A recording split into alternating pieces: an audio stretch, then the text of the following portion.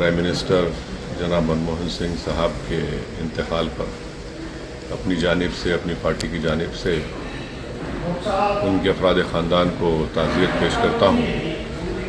और ये बात सच्चाई पर मुबनी है कि मनमोहन सिंह साहब एक पार्टीशन के रिफ्यूजी थे और उसके बाद उन्होंने अपनी ज़ाती मेहनत और ईमानदारी से वो तरक्की करते गए।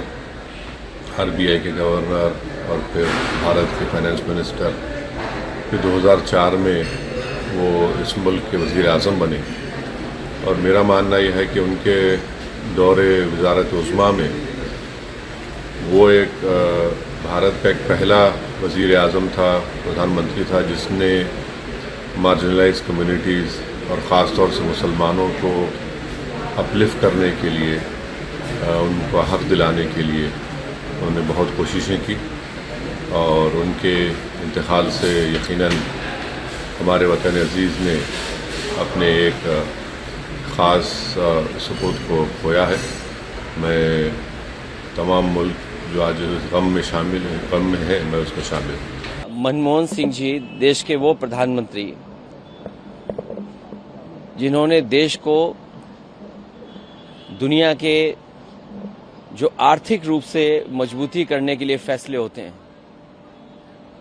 एक वित्त मंत्री के रूप में और एक प्रधानमंत्री के रूप में देश को आर्थिक रूप से मजबूत करना, और देश में आज बहुत कुछ जो दिखाई दे रहा है वो हमारे रहे प्रधानमंत्री मनमोहन सिंह जी की वजह से है कि जिस तरह बाजार और आर्थिक नीतियों पर फैसला लिया,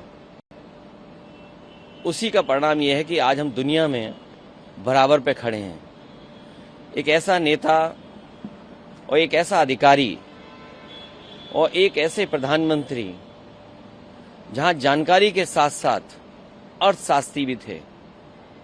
उनके बारे में जो कहा गया कि कम बोलते थे, कम बोलना और जिस तरह के उन्होंने फैसले लिए हैं, वो फैसले आज बता रहे हैं कि कितनी सूझबूझ के साथ उन्होंने उस समय वो फैसले लिए थे।